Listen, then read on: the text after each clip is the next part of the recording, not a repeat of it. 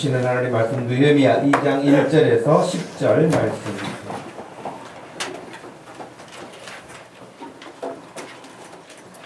느헤미야 2장 1절에서 10절 말씀을 찾으셔서 우리 함께 읽겠습니다.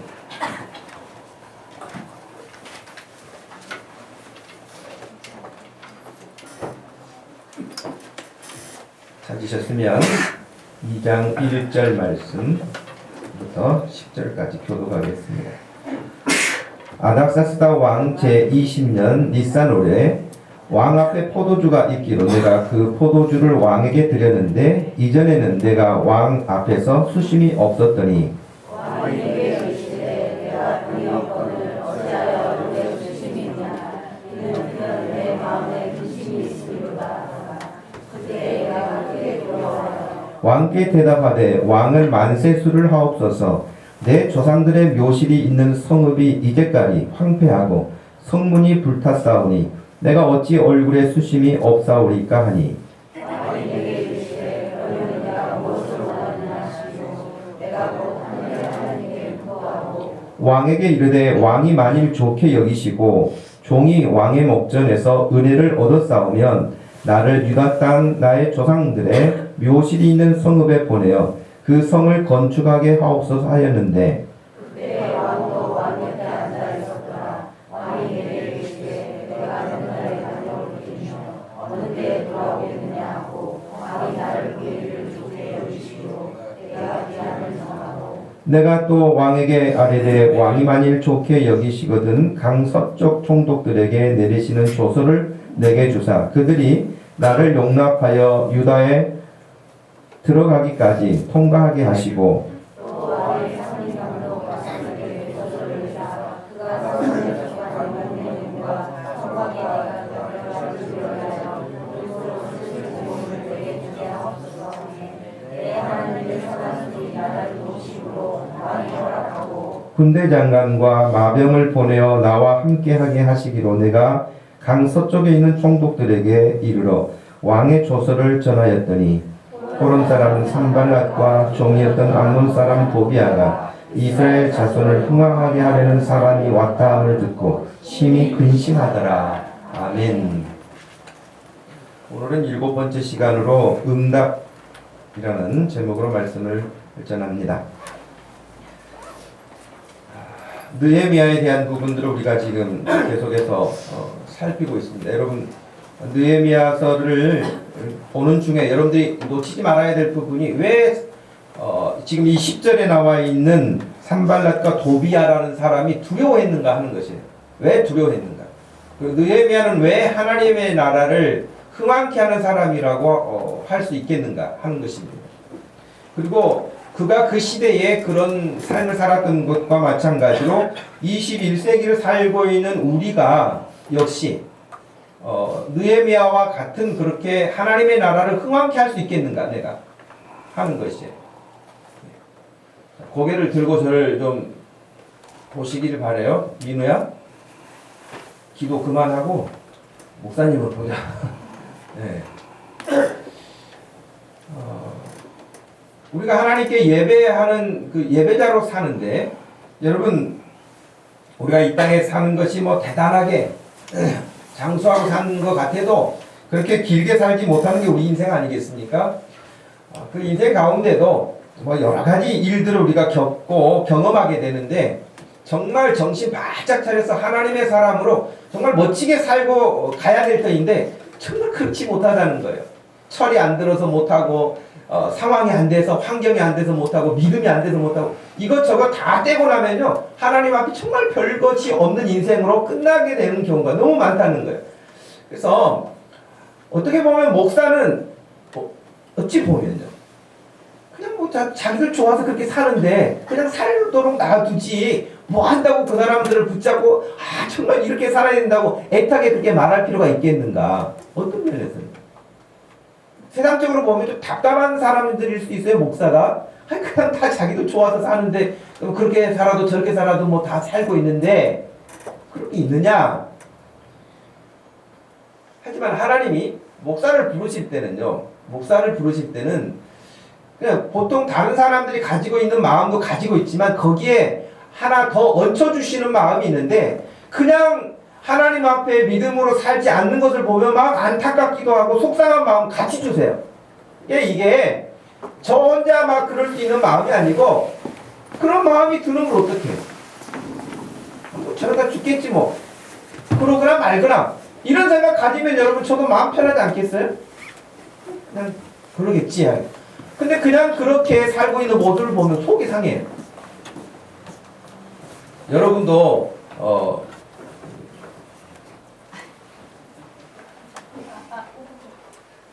네.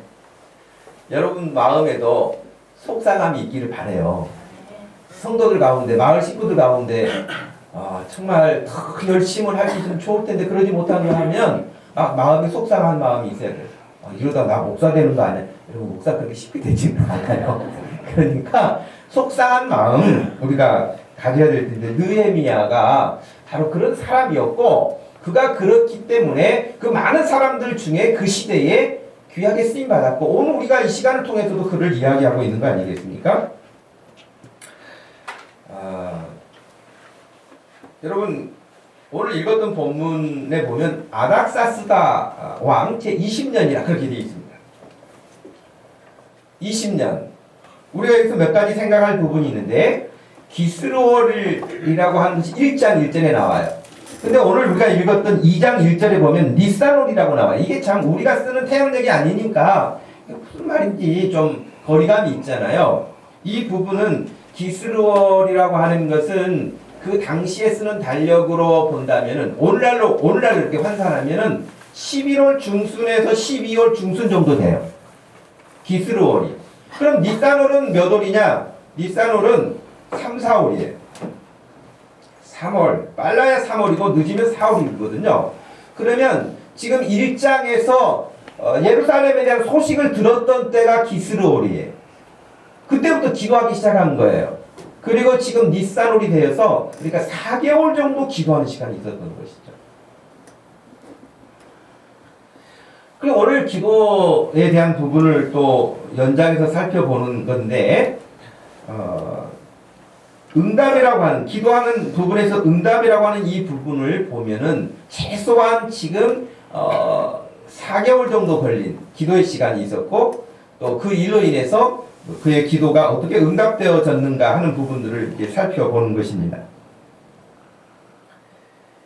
자신이 지금 여러 번 말씀드린 것처럼 왕을 곁에서 모시고 있었기 때문에 고위직에 해당하는 공무원이죠. 얼마든지 자기가 자기 방법을 써볼 수 있겠고 자기 능력을 발휘해 볼 수 있었을 터인데 그렇지 아니하고 하나님께 나가서 기도하는 것이 믿음의 사람들의 기본 자세다. 지난주에도 그런 말씀을 드렸잖아요. 여러분이 무슨 일이 됐든지 간에 일을 시작하기 전에 먼저 하나님 앞에 물어보고 싶은 마음 갖는 거. 이게 굉장히 중요한 부분이에요. 내 힘으로 막 해보다가 안 돼서 하나님을 찾는 것도 또 필요하지만 안 찾는 것보다는 낫지요. 그러나 처음부터 하나님께 어떤 일들에 대하여서 말씀을 드리고 하나님 이거 어떻게 하면 좋겠어요? 라고 하는 것. 새해가 시작되면 그런다 그랬죠? 1월이 시작되면 그렇고 일주일이 시작되는 오늘이 첫날이잖아요. 이번 주간의 첫날이잖아요. 주일. 여러분 달력을 보시면 주일이 첫날이잖아요. 그러니까 이번 한 주간도 그렇게 살게 해주세요 라고 하나님 앞에 기도하고 말씀을 드리고 또 말씀을 듣고 그렇게 시작하는 거예요. 이게 믿음의 사람들의 사이클 있죠. 예. 성경에서도 그렇고요. 역사에서도 그렇고 하나님 앞에 참 귀하게 쓰임받는 사람들이 있어요. 여러분 하나님 앞에 쓰임받고 싶죠? 네? 하나님이 하시는 선한 일에 귀한 일에 쓰임받고 싶지 악한 일에 여러분들 쓰임받고 싶은 사람은 아무도 없을 거란 말이에요. 근데 쓰임받고 싶은데 쓰임받았던 모든 사람들의 특징 첫째도 기도해요. 둘째도 기도해요. 셋째도 기도했어요. 그냥 낮잠 자고 있는데 하나님이 갑자기 부르셔가지고 너 이거 해라 그런 사람 없다는 거예요. 하나님과의 관계가 끊어져 있지 않아요. 기도하는 사람들이었다는 거. 기도한다는 말은 다른 말로 바꾸면 뭐겠어요? 하나님과 관계 설정이 잘 돼 있든 소통하고 있는 사람이라고 말할 수 있죠. 기도라는 것은 내 이야기만 하나님께 막 이렇게 이야기하고 끝나는 게 아니라 내 사정도 하나님께 말씀을 드리고 하나님의 음성도 듣는 거예요. 그러면 뭐 하나님이 그냥 누구의 이름을 부르면서 아 내가 너의 기도를 다 들었다 알았다 내가 뭐 3월 20일까지 내가 응답해 주겠다 이런 식으로 하나님이 말씀하지 않으세요. 아주 특별한 경우에는 그런 경우들도 없지 않아 있어요. 왜? 하나님은 뭐라도 하실 수 있는 분이기 때문에 지금도 그렇게 하실 수 있는 분이시죠. 그러나 보편적, 일반적으로는 하나님께서 기도하는 사람들에게 말씀을 듣게 하시고 여러분들이 만약에 지금도 어떤 기도의 제목을 가지고 막 기도를 하고 있다. 저는 여러분들이 무슨 제목으로 기도하고 있는지 어떤 부분을 어렴풋하게 알고 있는 것도 있지만 또 자세한 것은 저는 모른단 말이죠. 근데 여러분과 하나님과 기도하고 있는데 이 시간 설교를 통해서 여러분이 기도하는 것에 응답할 수 있도록 하나님이 말씀해 주신다는 거예요. 믿으십니까? 하나님은 그렇게 역동적으로 일하시는 분이지 여러분만 1대1로 대하시는 분이 아니세요. 하나님의 인도함을 받고 사는 사람, 하나님을 의지하는 사람, 하나님과 소통을 잘하는 사람, 그게 기도하는 사람이요 하나님과 쓰임받는 관계에 놓여있는 사람이라고 할 수 있습니다. 근데 여러분 나는 별로 기도하지 않았는데 그러면 그럼 나는 지금까지 내 마음대로 살았는가 아니면 하나님이 인도하셨는가? 여러분 기도하지 않아도요 하나님이 인도해 오십니다. 기도해도 하나님이 인도해 오십니다. 그럼 차이점이 뭘까요? 기도하지 않았는데도 여러분들이 막 하나님 이렇게 살겠어요 이렇게 하겠어요 기도하지 않았는데 이 자리에 와 있어요. 어떤 사람은. 그래서 어떤 사람은 기도하면서 이 자리에 와 있어요. 그 차이점은 뭐냐면 기도하지 않은 사람은 그냥 어떻게 보면 하나님의 큰 은혜 가운데 여기 와 있지만 하나님과 소통하는 즐거움이 없어요. 와 있기는 하지만 그 마음에 확증함이 없어요. 여전하게 불안함을 가지고 살아요. 두려움도 가지고 살아요. 염려와 근심 걱정 예수 믿으면서도 똑같이 가지고 살아요. 그런데 하나님과 기도하며 소통하고 사는 사람은 어떻게 되느냐? 기도하면서 살기 때문에 자기의 삶에 구체적으로 어떻게 살아야 되는지 잘 알아요. 그리고 하나님께서 어떻게 하는 것을 기뻐하시는지도 알기 때문에 그분과의 늘 관계 속에서 감사가 있어요. 감사가 있는 거예요. 내가 이렇게 기도했는데 하나님이 이렇게 하셨구나 해주셨구나. 내가 하기도 전에 하나님이 또 해주셨구나. 나는 생각만 했는데 하나님이 이렇게 준비를 해주셨구나. 여러분 그런 걸 느끼는 사람들 있죠? 기도하는 사람이에요. 근데 기도하지 않은 사람은요 전혀 못 느껴요. 그리고 너무나 다 당연하게 생각해요. 너무 당연하게 생각하는 사람들은 어떠죠? 뻔뻔해져요. 감사가 없고요 뻔뻔해요. 당연하니까. 그런데 기도하는 사람은요 진짜 이거 하나님 내가 생각만 했는데도 벌써 이 일을 이렇게 준비해 주시고 응답해 주시고 너무너무 좋아해요. 기뻐요. 그러니 이런 사람은 장래 가야 할 자기 인생에 있어서도 하나님이 나를 목자 되어 주셔서 이끌어 주실 것을 확신하고 살아요. 두려움이 없어요. 근심이 없어요. 그리고 그 마음에 평안함이 있어요.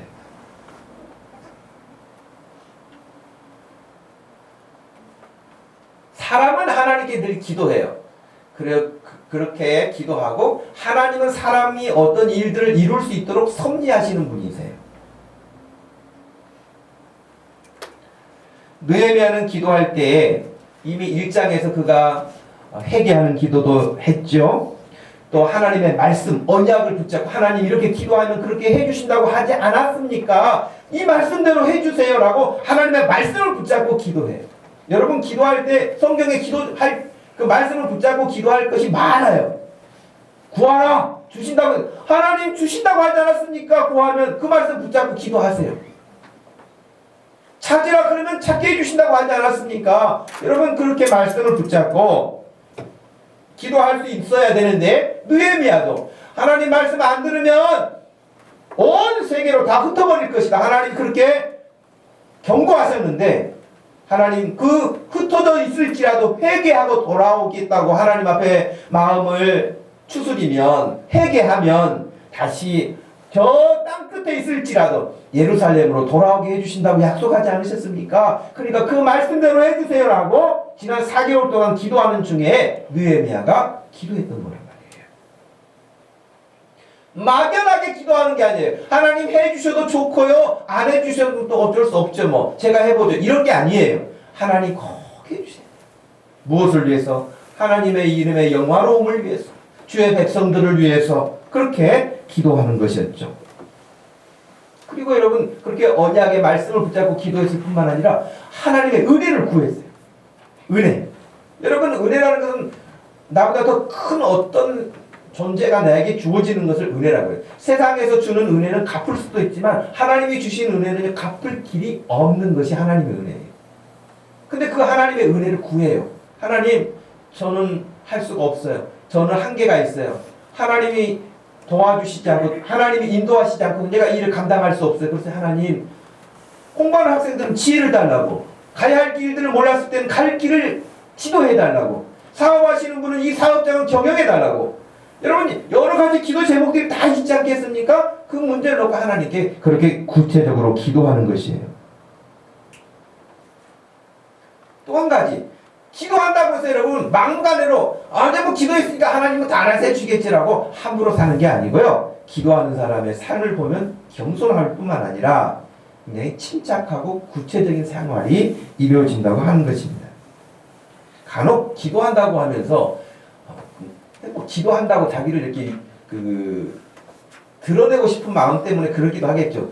그래도 막 이렇게 자랑하는데 그 뭐 기도한다고 하는 것은 예수님이 말씀하신 것처럼 골방에 들어가서 조용하게 하나님과 기도하는 것이지 뭐 사람들 앞에 보이기 위해서 기도하는 건 아니잖아요.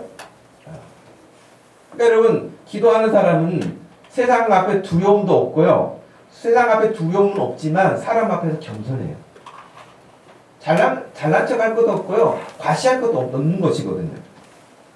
그래서 느헤미야, 지금 뭐 다른 사람들도 있지만 우리가 보고 있는 느헤미야를 통해서 볼 때에 지금 어떻게 보면 세상 사람들이 봤을 때는 부러워할 만한 그런 직책을 가지고 왕궁에서 근무하고 있기 때문에 얼마든지 좀 이렇게 뻐길 수도 있고 잘난 척할 수도 있고 자기 어떤 권세를 이렇게 좀 사람들 앞에서 과시해보고 싶을 수도 있고 이런 것들이 있었는데 전혀 그렇지 않은 거예요. 그렇지 않고 하나님께 기도하고 그리고 겸허한 자세를 가지게 됩니다. 우리가 이제 몇 가지를 보려고 하는데요. 첫 번째, 느헤미야가 구했던 이 기도를 보니까요, 편안함을 구하지 않고 하나님의 나라를 구했다는 거예요. 편안함을 구하죠. 사실 우리는 여러분 지금 우리가 해왔던 기도들, 여러분이 해왔던 기도를 가만히 들여다보세요. 그러면 주로 어떤 기도가 많아요? 편안함을 구하는 게 많죠. 하나님 이 나라가 편안하게 해주세요. 전쟁이 없게 해주세요. 하나님 경제적으로 어렵지 않게 해주세요. 하나님 우리 자녀들을 지켜주세요. 뭐 해주세요. 하는 게 다 우리의 평안을 구하는 것이죠. 사실은. 그죠?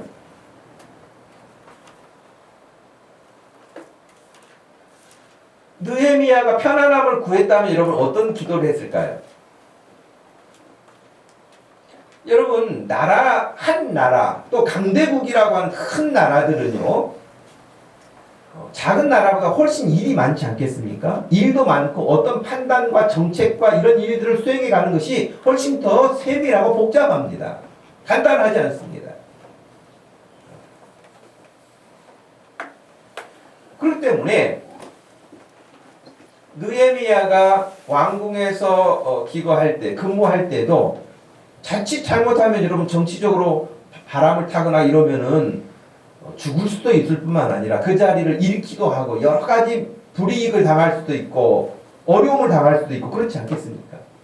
그러면은 하나님, 우리 생각 같으면 그래도 제가 이 자리에 있어야 유대인들을 위해서 조금 뭐라도 그래도 힘쓸 때 일할 수 있지 않겠습니까? 이 자리에 오래 잘 보존해 주세요. 그렇게 구할 수도 있지 않겠습니까? 자기 편안함을 위해서는. 그리고 이스라엘의 유대에 대한 예루살렘에 대한 소문을 듣기는 했지만 하나님 참 속상해요. 안 되긴 했는데 그럼 저는 제가 갈 수가 없잖아요. 하나님 저는 여기서 근무해야 되고 그러니까 그냥 그것으로 끝날 수도 있었을 법하다는 거예요. 그리고 여러분 그 왕실에서 술관원으로 근무하는 사람이 그렇게 한가하지 않잖아요. 한가할 수가 없잖아요. 그러니 소식을 듣기는 들었지만 자기 바쁜 일상에 빠져가지고 금세 잊어버릴 수도 있다. 정말 여러분 지난 일주일 생각해 보세요. 다 여러분들이 계획하고 있는 어떤 일정들에 따라서 바쁘게 움직이다 보면은요, 우리가 뭔가 하기로 했던 것도 잊어버릴 수 있거든요. 놓칠 수도 있거든요. 마음은 있어도 안 될 수 있거든요. 느헤미야가 여러분 왕궁에 거하는데 왕을 모시고 있는데 얼마나 바쁘고 그러겠습니까? 그런데도 불구하고 자기의 편안함과 그 바쁜 가운데서 자기 일에 빠져 있지 않고 늘 하나님의 나라를 마음에 두고 살았던 기도의 사람이었습니다.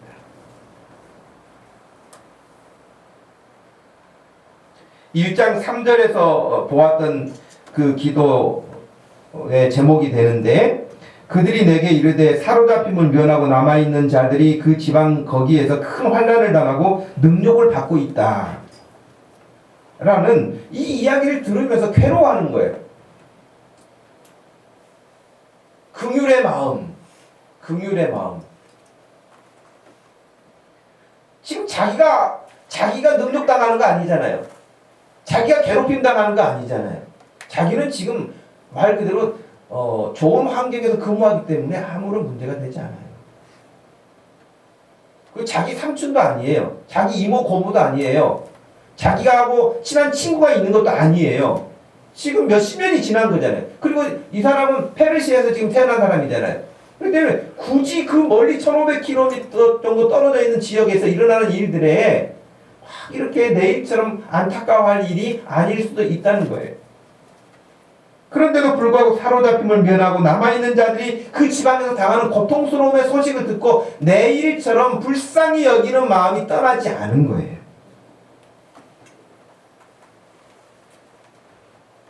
여러분, 예수님의 마음은 어떤 마음일까요? 예수님의 마음.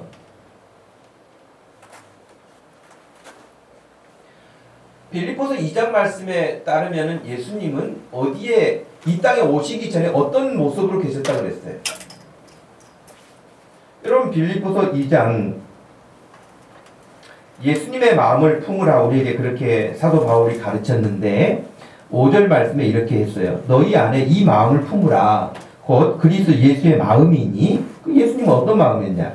그는 근본 하나님의 본체시나 하나님과 동등됨을 취할 것으로 여기지 아니하시고 오히려 자기를 비우고 종의 형체를 가지고 사람들과 같이 되셨고 사람의 모양으로 나타나셨고 자기를 낮추시고 죽기까지 복종하셨으니 곧 십자가에서 죽으셨다 라고 말씀하셨어요.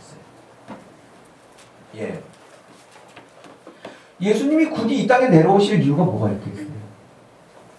왜? 좋은 환경 만들어 주시고 말씀 이렇게 하면은 산다, 이렇게 하면 죽는다, 이미 다 가이드라인을 제공해 주셨고, 그런데도 불구하고 고집 피우고 죽음의 길로 가면 그거 끝나는 거 아니겠습니까? 그러지 않겠어요? 처음부터 좋은 환경 안 만들어 줬으면 몰라요. 좋은 환경 다 만들어 주셨잖아요. 그리고 살 길과 죽음의 길이 어떤 것인가도 다 알려 주셨잖아요. 그런데도 불구하고 생명의 길을 취하지 않고 따르지 않고 멸망의 길로 간다면 그건 어떻게 할 수가 없는 거 아니겠어요? 지금은 여러분 전자제품이 다 220V로 나오잖아요. 옛날 70년도 후반 80년 초반만 해도 220V하고 110V하고 겸용으로 나오기도 하고요. 이게 나오는데 우리가 어떻게 쓰다 보면은 110V를 220V에다 팍 꼽아가지고 퍽 소리가 나면서 고장나는 경우도 여러분 경험해 보셨을 거예요. 이것은 220에 사용되도록 되어 있습니다. 이건 110을 써야 됩니다. 했는데 분명히 경고도 되어 있고 사용 설명서도 되어 있는데 깜빡하고 하는 것이죠. 일부러 그런 사람은 없을 거란 말이에요. 그럼 예수님께서 분명히 이 길로 가면 내가 곧 길이요 진리요 생명이다. 이 길로 오면 생명의 길이에요. 이 길로 가면 죽음의 길이에요. 그런데도 사람들이 죽음의 길로 간다면 그냥 어쩔 수 없는 거 아니겠습니까? 그런데 그런 죽음의 길로 가는 그들을 위해서 하늘의 영광의 보좌를 버리시고 낮고 천한 종의 모습으로 이 땅에 찾아오시는 긍휼의 마음이 예수님의 마음인데 그 마음을 우리에게 품으라는 거예요, 바울은. 근데 그 마음을 예수님이 오시기 2500년 전 사람이었던 느헤미야의 마음에도 있었다는 거예요. 그러니 여러분 성경에는 창세기에 살던 사람이나 또는 열왕기에 살던 사람이나 마태복음에 살던 사람이나 21세기를 살고 있는 지금의 사람이나 똑같이 예수 믿는 하나님의 사람들의 공통점은 예수님의 마음이 있다는 거예요. 너희 안에 이 마음을 품으라 하신 그 마음이 있는 거예요. 그 마음은 뭐 여러 가지 예수님의 마음 중에서 긍휼의 마음, 곧 불쌍히 여기는 마음이 있는 거예요.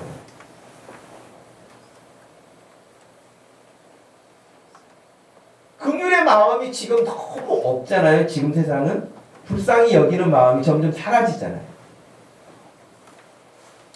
왜 싸워요? 여원이하고 예원이하고 왜 집에서 싸워요? 동생이 말을 안 들으니까 싸우죠. 또 동생은 할 말이 많을 거예요. 지금도 고개 흔드는 거 봐요. 억울할 거예요. 언니 마음대로 막 하고. 근데 이 두 자매가 싸우지 않는 방법이 있어요. 싸우지 않을 수 있는 방법이 있어요. 서로 불쌍히 여기는 마음을 가지면 싸울 일이 없어요. 언니가 얼마나 속상할까, 동생이 얼마나 힘들까 그 생각 가지면 안 살아요. 내 말 안 듣는다고 서로 하니까 싸우기 쉽단 말이에요. 부부도 마찬가지지 않겠어요? 부부도 마찬가지예요. 보면요 불쌍해요. 불쌍하다고요. 부부 남편 보면 그 사람이 성장 과정이 어찌 됐든지 간에 또 지금 경제활동을 이루고 뭐 하다 사는 그 모습 보면 그 인간 자체가 불쌍한 거예요, 사실은. 에이, 목사님, 불쌍하잖아요. 아이고, 그 인간, 이렇게 하는 사람. 아직 철 덜 든 인간이에요. 불쌍해요. 남편만 불쌍합니까? 아내도 불쌍해요. 인간은요, 피차가 다 불쌍해요. 고생 잔뜩 하다가 죽어요. 그런데, 혼자 고생하는 거 안쓰러워서 이렇게 만나게 해주셨으면 둘이 서로 위로하고 잘 살아야 돼요. 더 싸워? 이것들이 정말 뭐 하는 짓이야? 하나님 보실 때는 그러실 거예요. 그러니 서로 불쌍히 여기는 마음. 직장 생활에서도 다 마찬가지이지 않겠습니까? 여러분 교회 공동체도 마찬가지지 않겠습니까? 여기 다 나 말고 서로 다 다르잖아요. 다른데 서로를 향한 긍휼의 마음을 품으면 문제가 되지 않아요. 근데 긍휼의 마음을 싹 없애버리고 다른 마음을 각을 세우면 마음이 불편해지고요. 긍휼의 마음은 사라지고 정죄하고 미워하고 겉으로 드러내지 않을지라도 속으로 미워하고 이건 하나님이 기뻐하시는 마음은 아니잖아요. 근데 느헤미야 마음속에는 그 긍휼의 마음이 있어서 그 일을 가지고 자기 일처럼 4개월을 기도했던 거예요.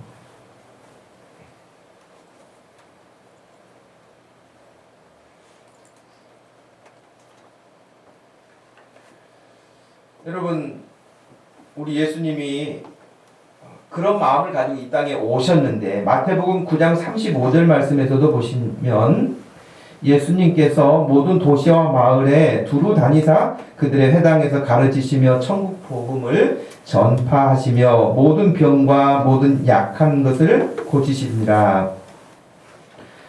36절에 보니까 무리를 보시고 불쌍히 여기시니 그렇게 했어요. 이는 그들이 목자 없는 양과 같이 고생하며 기진함이라. 마태복음 11장 28절 말씀에서는 수고하고 무거운 짐진 자들아 다 내게로 오라 내가 너희를 쉬게 하리라. 우리 인생을 보시면서 불쌍히 여기시는 거예요. 불쌍히 여기시는 거예요. 그런데 예수님이 불쌍히 여기시는 것은요 배고파서 못 먹고 사는 것 때문에 불쌍히 여기신 것 같지는 않아요. 물론 오병이어의 기적을 일으켜 주시면서 이 사람들이 지금 먹지 못했다 이렇게 다시 돌려보내면은 힘없어서 안 된다 그래서 그렇게 해주시는 장면도 있죠. 있지만은 예수님이 궁극적으로 우리를 보시면서 불쌍히 여기시는 것은 하나님을 바르게 알지 못한 것 때문에 불쌍히 여기셨어요. 죽음의 길과 생명의 길이 무엇인지를 분간 못하는 것 때문에도 불쌍히 여기셨어요.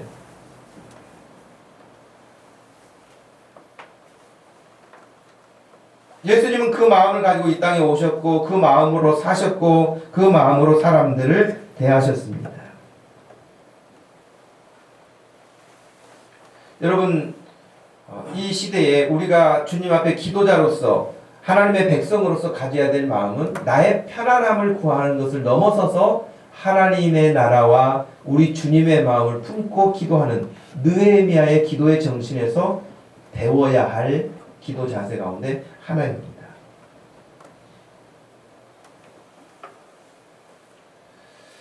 두 번째는요, 포기하지 않고 기도하는 거예요.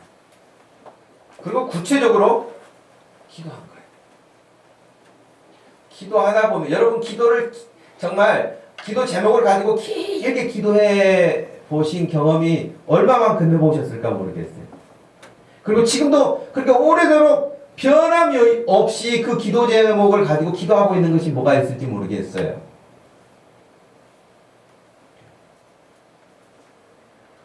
왜 포기하게 됐죠? 포기하게 되는 것은 금방 일이 안 되니까, 안 될 것 같으니까, 뭐 여러 가지 이유가 있겠죠. 여러분, 경건한 유대인들은 유대인이라는 말을 쓰기가 좀 그렇기는 해요. 그러나 성경에 경건했던 사람들이 더 적절한 표현 같아요. 그리고 지금 현재 이스라엘 사람들, 구약의 유대인들이 아닌 하나님을 섬겼던 신실했던 사람들의 경건 생활의 특징이 있는데요. 그 특징 가운데 하루에 3번씩 기도했다는 거예요. 하루에 3번씩.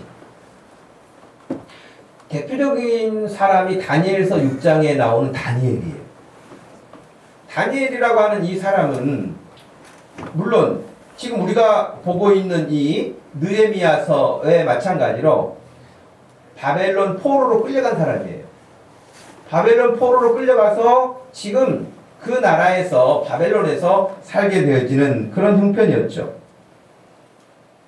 6장 1절에 보면 다리오라고 하는 사람이 이제 왕으로 있을 때에 자기의 뜻대로 고관 120명을 세워서 전국을 통치하게 됐는데요. 120명의 지방 장관들을 임명하고 그 중에서 3명을 또 뽑았어요. 근데 그 3명 중에서도 또 1명을 뽑았는데 다니엘이 뽑힌 거예요.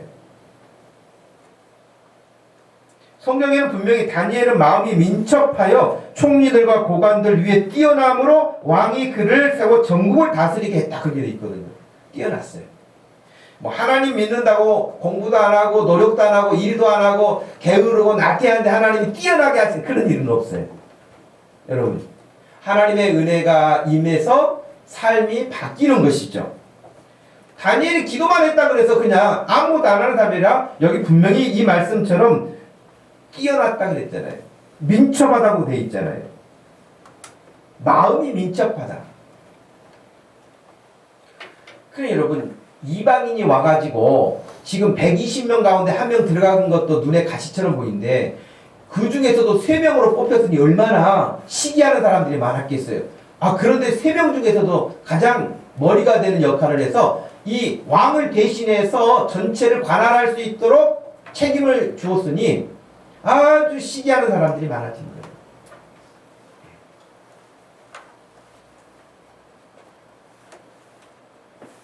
시기하는 사람들, 이 실력 없으면서 시기하는 사람들이 문제 아니겠습니까? 그래서 이 사람들이 만들어내는 일은 항상 문제를 어렵게 만들어내요. 그리고 흐트러지게 만들어내요. 고작 그들이 만들어낸 머리에서 나온 지혜가 뭡니까? 왕에게 건의를 합니다. 다리오 왕이여, 왕처럼 위대하신 분이 없습니다. 그러면서 왕을 잔뜩 띄우면서 지금부터 한 달 동안에는 사람이 됐든지 신이 됐든지 그 누구에게도 기도하는 일을 금하십시오. 그래야 왕이 이렇게 명령을 내려가지고 한번 쫙 규율을 세우셔야 이 나라를 더 힘있게 다스려갈 수 있습니다. 하면서 꼬드긴 거죠. 그들이 연구해서 그렇게 그 일을 꾸미게 된 것은 다니엘을 어떻게라도 지금 해코지하고 끌어내리고 싶은데 흠이 안 보이는 거예요. 빈틈이 안 보이는 거예요. 4절에 보니까 다니엘서 6장 4절에 이렇게 돼 있어요. 이에 총리들과 고관들이 국사에 대하여 다니엘을 고발할 근거를 찾고자 하였으나 아무 근거, 아무 허물도 찾지 못하였으니 이는 그가 충성되어 아무 그릇됨도 없고 아무 허물도 없음이더라. 제발 우리 대한민국의 고위공직자들이 다 이런 크리스찬들이 많아졌으면 좋겠어요. 인사청문회 국회에서 해도 저기 이 사람은 미담밖에 안 나온다. 지난번에 뭐 누구도 그렇게 했는데 나중에 또 뭐 미담이 아닌 것으로 밝혀진 사람들도 있잖아요. 다니엘과 같은 사람이 이 나라에 한 사람만 있어도 얼마나 달라지겠습니까? 겉으로만 예수 믿는다고 하지 말고 속이 예수를 믿어서 정말 그렇게 되어야 하겠죠. 흠이 없으니까 그들이 악한 아이디어를 짜낸 것이죠. 보니까 다니엘이 흠은 없는데 하루에 3번씩 기도하는 모습을 본 거예요. 하루에 3번씩 기도하는 모습을 보고 저걸 어떻게 무너뜨릴까 하다가 기도를 못하게 기도하지 말라고 하면 안 할 사람 같았으면 하지도 않았을 거예요. 기도하는 모습을 보고는 왕에게 건의를 해서 왕의 인장을 찍어가지고 사람들에게 이제 공포를 하게 되는 것이죠. 이제부터 30일 동안에 누구든지 왕 외에 어떤 신에게나 사람에게 무엇을 구하면 사자굴에다 던져 넣는 벌을 받게 될 것이다. 이런 악한 계획을 짠 거예요. 그리고는 왕도 그것을 고치지 못하도록 왕의 도장을 빵 찍은 거예요. 그런데 9절 말씀에 보면 다니엘서 6장 9절 말씀에 보면 다리오 왕이 조서에 왕의 도장을 찍어 금령을 내렸다. 그렇게 되어 있어요. 10절 다니엘이 이 조서에 왕의 도장이 찍힌 것을 알고도 자기 집에 돌아가서는 윗방에 올라가 예루살렘으로 향한 창문을 열고 전에 하던 대로 하루 3번씩 무릎을 꿇고 기도하며 그의 하나님께 감사하였더라. 할렐루야. 전에 하던 대로 어느 날 갑자기 된 게 아니에요. 기도가 경건의 훈련이 돼 있는 거예요. 그게 흐트러짐이 없어요. 비록 그들이 자기를 무너지게 하려고 이런 악한 계획을 세웠을지라도 다니엘이 포기하지 않고 두려워하지 않고 그 도장이 찍힌 것도 알고 사자굴에 던져진다는 사실도 알고 그럼에도 불구하고 하루에 3번씩 무릎을 꿇고 기도했다. 아니 오히려 하나님 앞에 감사했다. 그랬어요. 아이고 목사님 그러니까 다니엘이 했죠. 우리는 다니엘이 아니에요. 그러면서 다니엘을 위대한 사람 만들어 놓고 우리는 그런 사람 아니라고 빠지려고 해 자꾸. 다니엘도 하나님 믿는 사람이에요. 우리도 그 하나님 믿는 사람이에요. 동의하십니까? 다니엘 믿는 하나님은 특별하신 하나님, 우리는 좀 덜하신 하나님 믿나요? 그렇지 않습니다. 우리가 그렇게 안 할 뿐이죠. 그래서 하루에 3번, 9시, 12시, 오후 3시 이렇게 시간 정해놓고 기도했어요.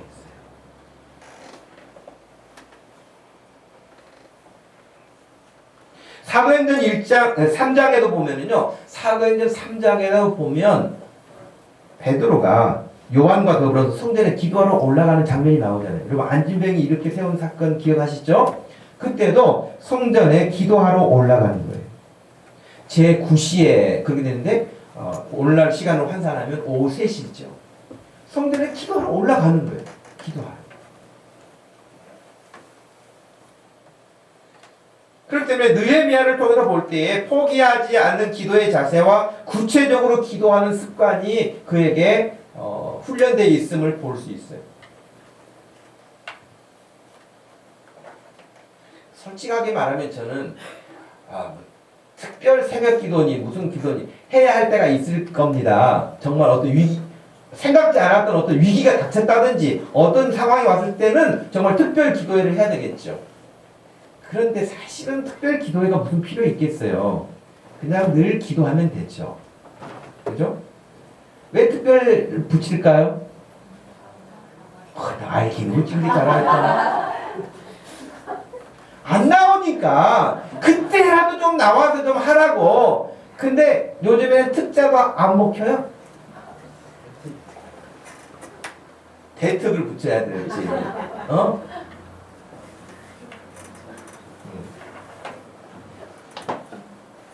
느헤미야는 특별 기도회를 한 게 아니에요. 기도의 습관. 다니엘 특별 기도회를 한 게 아니에요. 하던 대로 하는 거예요. 하던 대로.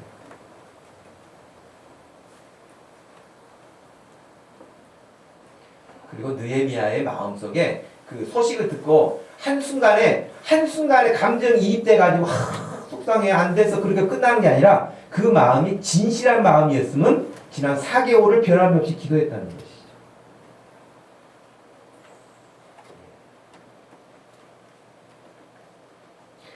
사람이 그런 마음 갖는 거 쉽지 않습니다. 동일한 마음을 갖는 것.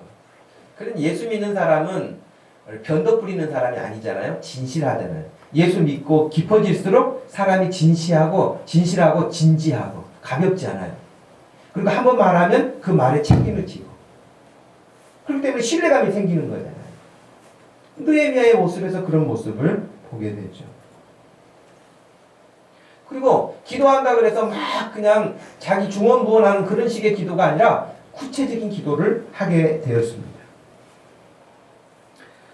구체적인 기도는 무엇이었냐면 1장에서는 기도할 때에 내가 이 사람들 앞에서 은혜를 있게 해달라고 그렇게 기도를 하잖아요. 그런데 2장 5절 우리가 읽었던 말씀에 보면 왕에게 아뢰되 왕이 만일 좋게 여기시고 종이 왕의 목전에서 은혜를 얻어싸오면 그렇게 말해요.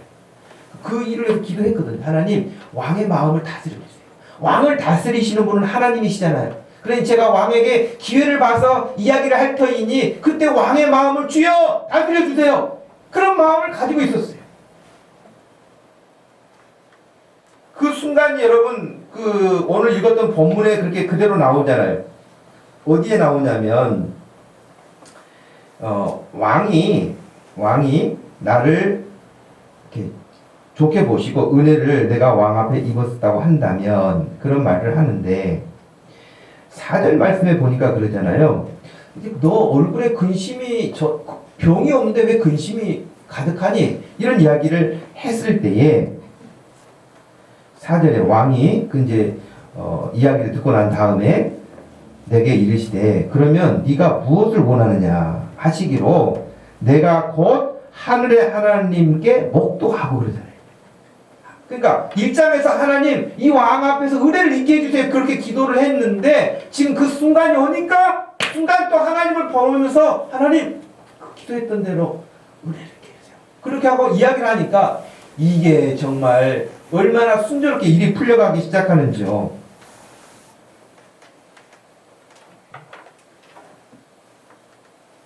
그렇더니 여러분 왕이 거기 보니까 그래 그러면 일주일 갔다 와 이렇게 말씀하지 않고요. 그래 얼마 동안 갔다 오려고 그러는데 그리고 기간도 자기가 정해요. 왕이 정해주는 게 아니라 자기가 계획하는 것을 말할 수 있도록 왕에게 기회를 얻는 거예요.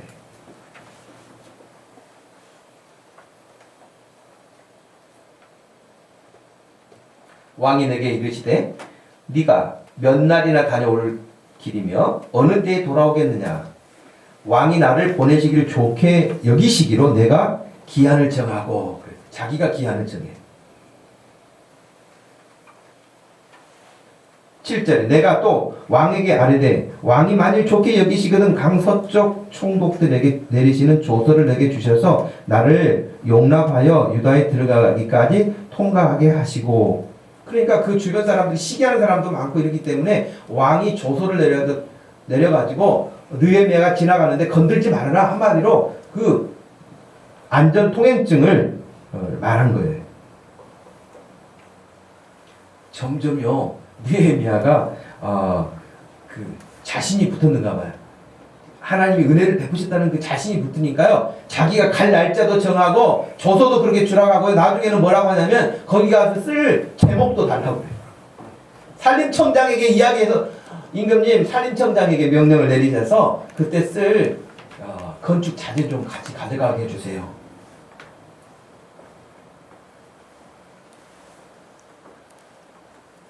그리고 마지막에는요 군대 장관 마병까지 호위대가 와가지고 통과를 지키고 와 대단한 거 아니겠어요?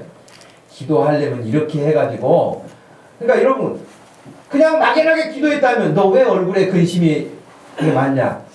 너 병도 없는 걸로 내가 알고 있는데 무슨 일이 있어? 그러면 그냥 뒷동도 긁으면 그게 아니라요. 뭐 이렇게 우물쭈물 하다가 그렇게 가는 게 아니라 구체적으로 기도하고 있었어요. 내가 왕에게 은혜를 입는 날이 되면 하나님 이런 것을 제가 말하려고 그래요.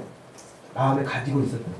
그러니까 아주 술술술 이야기해가지고 또 왕이 기분 좋을 때 그 이야기가 완전 다 통과한 거 아니겠습니까? 그러니까 여러분 기도 제목을 구체적으로 하세요. 하나님 주시면 좋고요. 안 주시면 또 그냥 그런 대로 제가 버티죠. 이러면 안 주세요. 그러니까 여러분 하나님 구체적으로 이 일을 주시면 제가 이 일 이렇게 하겠어요. 이렇게 하겠어요라고 늘 그렇게 저는 하나님께 우리 교회를 위해서 기도하는 제목들이 몇 가지가 있는데 그 중에서 하나님 저희 교회가 더 성장하고 부흥하게 해주세요. 그러면 주님이 기뻐하시는 일 더 많이 하려고 그래요. 뭐 우리 사람 많아져가지고 우리끼리 즐겁고 재밌게 지내고 그것으로 끝나려고 하는 게 아니에요. 하나님이 기뻐하시는 일이 너무 많은데 우리 힘이 딸려요. 그래 그 일을 많이 할 수 있도록 하나님 성장하고 부흥하게 해주세요. 저는 그렇게 기도해요. 그렇게 될 줄로 믿습니다. 여러분 하나님이 기뻐하시는 그 일을 구체적으로 여러분들이 가지고 기도하신다면 기도가 응답되어지는 날 느헤미야처럼 아주 구체적으로 더 큰 것들도 사람의 생각 가지고는 도무지 안 될 일들도 가능하게 될 줄로 믿습니다. 마지막은 기도를 듣고 계시는 하나님은 섭리하시고 반드시 응답하신다는 거예요.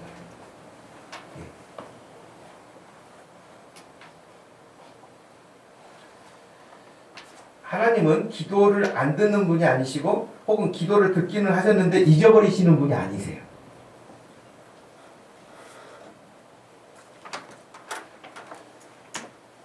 제가 이 설교를 하기에 좀 어려운 부분 가운데 하나인데 성경 공부 시간에 여러분에게 한번 언급했던 부분이에요. 만약에 그렇게 누가 그랬어요. 역사에 만약이라는 단어는 필요치 않다. 그런데도 불구하고 만약에 느헤미야가요 한 10년 전에 이 기도를 했다.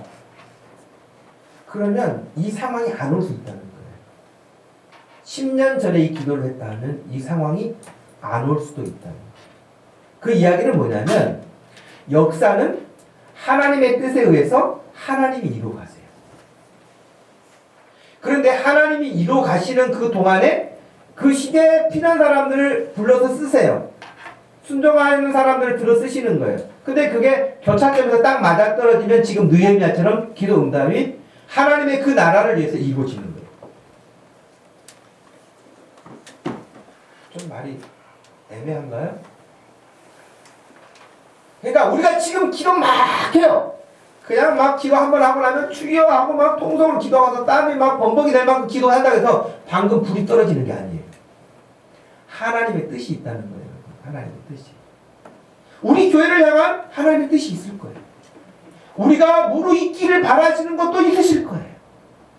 그냥 하나님께서 여러분 그냥 흔히 이런 비유하잖아요. 어린아이들이 엄마가 요리를 막 칼로 그냥 이렇게 딱딱딱딱 하니까 칼소리가 도마 소리가 재밌게 들리는지 이제 한 돌진하네 한 두세 살 먹은 애가 와가지고 엄마 나도 할래 그러면서 칼 달라고 하면은 그래 어렸을 때부터 배워야지 그러니까 칼줄을 부모가 누가 있어요? 안 준다는 것이죠. 아이가 위험하니까 안 주는 것이죠. 그러나 그걸 다룰 수 있는 형편이 됐을 때는 주는 거 아니겠어요? 마찬가지로 우리가 기도할 때도 그런 부분이 있을 터인데 느헤미야가 기도하는 것 하나님이 하시고자 하는 그 일에 지금 느헤미야가 기도하는 것이 딱 만난 거예요. 그러니까 뭐 응답이 안 될 수가 없는 것이죠. 안 될 수가. 근데 문제는 그것을 우리가 잘 모른다는 거예요. 아 지금 그럼 가만히 팔짱 끼고 있다가 이제 한 2년 후에 아마 하나님의 뜻일까 그러면 2년 후에 이런 식으로는 안 된다는 거예요, 여러분.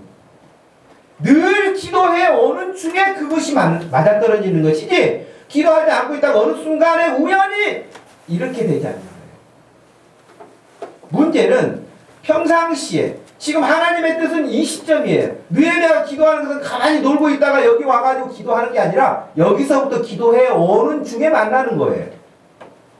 우리의 기도 생활도 마찬가지라는 겁니다.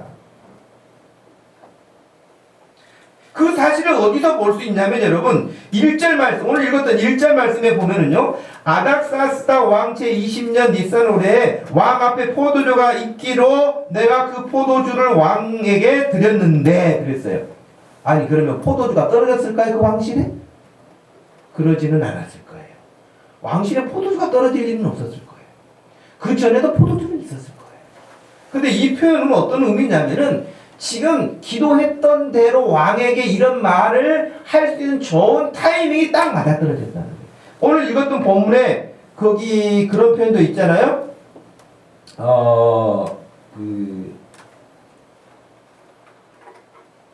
6절 말씀에 그때 왕후도 왕 곁에 앉아 있었더라. 그렇게 여러분 이 표현을 왜 썼을까요?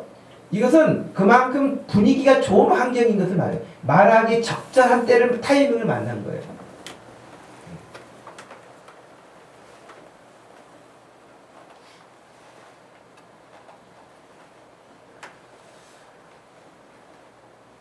그래서 왕이 나를 보내기를 좋게 여기시기로 내가 기한을 정했다.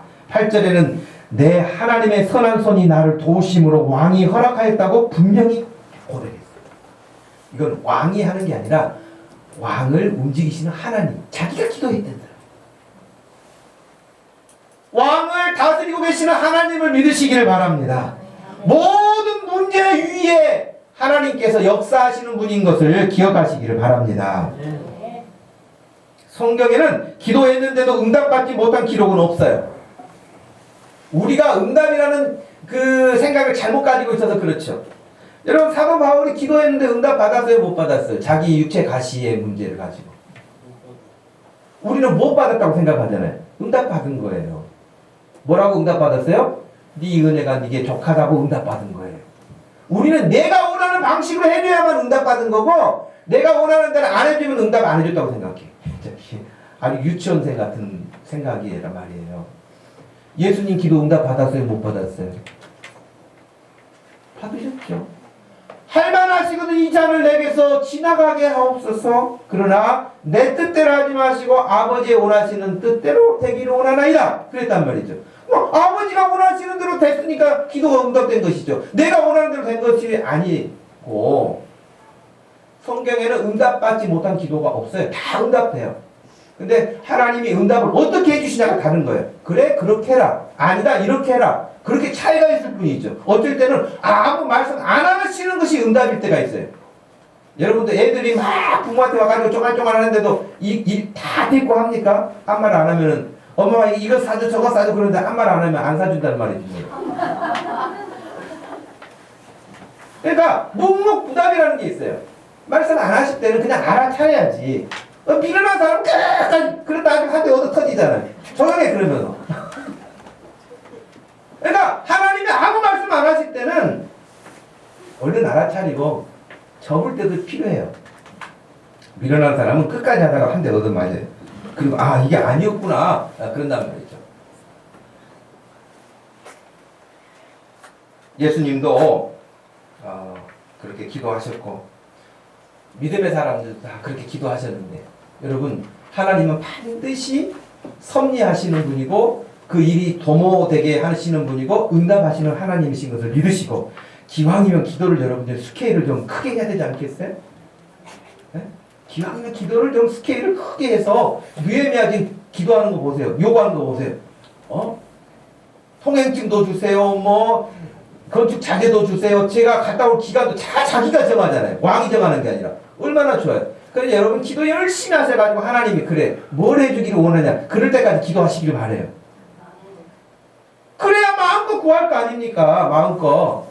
그냥 여러분이 원하는 몇 가지 구하는 것은요 좀 제가 내가 그런 말씀 드렸잖아요. 애들한테 사탕 한 주먹씩 들고 가라 그랬더니 어떤 꼬마는 끝까지 안 하고 가만히 서 있다가 너는 왜 안 가지고 하냐 그랬더니 아저씨가 집어주세요. 그래가지고 자기 호종을 이렇게 앞에다 들고 왔다고.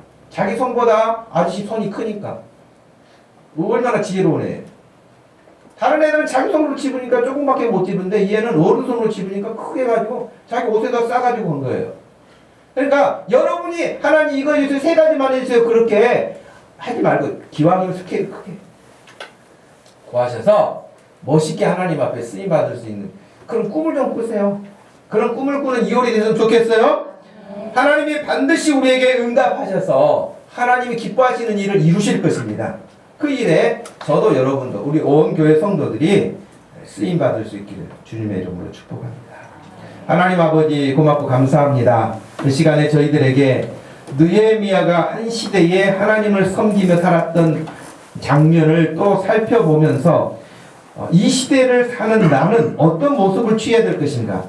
그냥 예수 믿는다고 하지만 너무 막연한 건 아닌가? 구체성이 없는 건 아닌가? 내 생활에서 실제적으로 일어나지 않는 뜬구름을 잡는 듯한 그런 믿음 생활을 하는 것은 아닌가? 돌아보게 하시고 하나님 오늘 이 순간을 통하여서 하나님 앞에 기도하는 삶을 살게 해주시고 구체적으로 구할 수 있도록 하시고 실망하지 않고 듣고 계시는 하나님 아버지 앞에 내 사정을 아뢰고 믿음으로 반드시 응답받는 승리의 삶자들이 되게 하여 주시옵소서. 예수님의 이름으로 기도하옵나이다.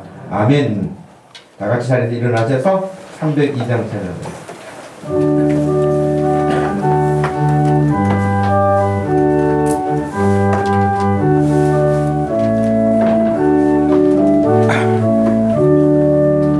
내 주 하나님 넓고 큰 은혜는 저 큰 바다보다 깊다. 너도 다줄을 끌러 깊은 데로 저 한가운데 가보라. 언덕을 떠나서 참파에 배 띄워 내 주 예수 은혜의 바다로 내 맘껏 져가라. 왜 너 인생은 언제나 거기서 저 큰 바다 물결 보고 금인 모르는 깊은 바닷속을 한 번 헤아려 안 보나. 언덕을 떠나서 상파에 배 띄워 내 주 예수 은혜의 바다로 내 맘껏 져가라. 많은 사람이 얕은 물가에서 저 큰 바다 가려다가 잘싹거리는 작은 파도 보고 마음 약하여 못 가네. 언덕을 떠나서 장파에 배 띄워 내 주 예수 은혜의 바다로 내 맘껏 져가라. 자 곧 가거라 이제 곧 가거라 저 큰 은혜 바다 향해. 자 곧 내 너를 저 깊은 데로 가라. 망망한 바다로 언덕을 떠나서 장파에 배 띄워 내 주 예수 은혜의 바다로 내 맘껏 져가. 4절 한번 다시 합니다. 자고 가거라 이제 저 큰 은혜 바다 향해. 자고 내 너를 저 깊은 데로 가라. 망망한 바다로 언덕을 떠나서 장파에 배 띄워 내 주 예수 은혜의 바다로 내 맘껏 져가라.